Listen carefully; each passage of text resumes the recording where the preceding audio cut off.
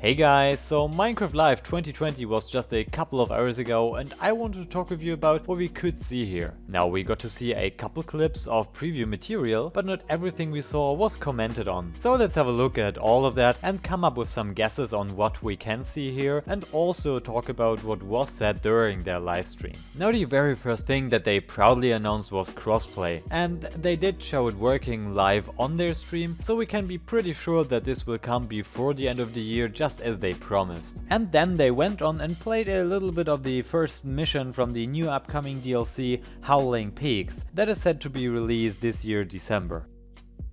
And besides the neutral mob, the goat, the very first thing we get to see are these airstreams, and I guess that these will not only move players and mobs as they said, but also move probably projectiles like TNT and maybe even arrows. And they also said that we will use these airstreams to solve some puzzles. So I'm pretty excited how that will go, and I'm pretty confident that these airstreams won't be as annoying as the eyes in the Creeping Winter DLC is. Moving on, the very next thing we get to see is some kind of elevator. The reason I'm pointing that out is that the first and only time I remember seeing one before was during one Creeping Winter mission, so it might be some new mechanic that they just recently added to the game, and as they said, the missions of this DLC will have a lot of these contraptions. I'm guessing that they are going to experiment with this feature a lot here. Right after that we get to see some mobs in the DLC, including two new mobs. The first one is a new type of magician illager that conjures whirlwinds. These will lift the player up in the air and drop them on the ground again to cause some fall damage.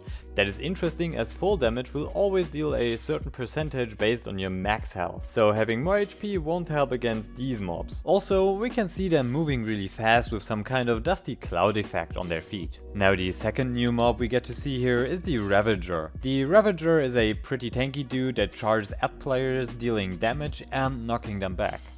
And that is all we got to see about the new DLC. Now on Windows Central there's an article that I'll link you down in the description talking about the new levels and new mobs in a little more detail. From that article we can tell that the new boss will be called the Tempest Golem, and I'm guessing that we can see him here on this picture on the right side. Interestingly, we can also see some new items on the screenshot. We can see two new greenish armors that look like emerald armors to me, a bone armor, a new bow that I can't really tell what it is, and a new curved blade like item, or maybe a curved dagger, I don't really know. So we can definitely expect a couple of new items as we are used to. Then we get to see some work in progress footage. There are three parts of it. We first see footage from the Nether, then some underwater level, which really surprised me to be honest, and then we get to see footage from the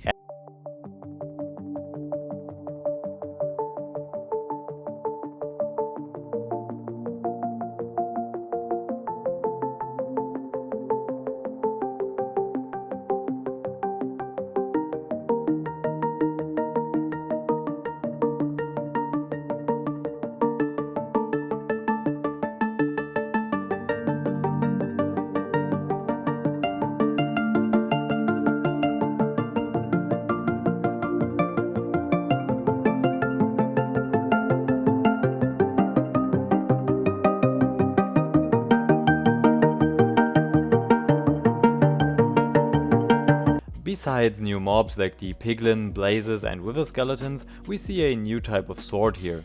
That could be a great sword similar to the broadsword that we already have, but it could also be a paddle-like weapon as it doesn't look sharp-edged to me. Now, its attacks seem to be wide 180-degree attacks, which could be useful, but I'd say it's too early for any real assumptions at this point. Then we get to see the curved dagger again, but it is not used, so we can't say much about it yet. For the underwater levels, I only want to say that something seems odd to me here. As you can see, in these levels we have a different type of roll where we spin sideways, and that has a longer reach. And here we can see the same roll again, but if you look closely you can see that there are leaves at the bottom. There are no water particle effects, as well as a unusual mob for a underwater area, right? Now that might be because this is work in progress material here, so we should probably not put too much thoughts into that, but it definitely stood out to me. And then we have the whole Ender footage. Now the first thing I want to point out here are the mobs. We see pillagers and frozen zombies that are not native to the end, and I also wonder what Archie is doing here again. Then I was was thinking about that area where you could see that portal, and this is really more a wish than something else, but what if the end would work like rifts from Diablo 3? You get random enemies in random generated maps with random events, and at the end there is a portal to finish it. If that would be really a thing, we would finally get some real endgame content to Minecraft Dungeons. But let's not get too hyped about that. Maybe they just did not have any ender mobs ready to show to us yet. They have also been talking about a new game mode called Apocalypse Plus, where they want to make the game harder. Now they didn't say much on how this will be implemented, but on Windows Central again, they have more information about it. Apocalypse Plus will be released in the free content patch alongside the Howling Peaks DLC. Apocalypse Plus is a set of 20 new difficulties that is supposed to increase the difficulty of the game significantly, while also increasing the power cap of players. That means that we will get even higher items than the current 118s. Now, at first glance that really sounds like something in terms of endgame content. The issue here is that with the player power increasing as well, these harder difficulties won't stay very hard for a long time, and you will catch up with your own power again, as we saw when Apocalypse 7 was added.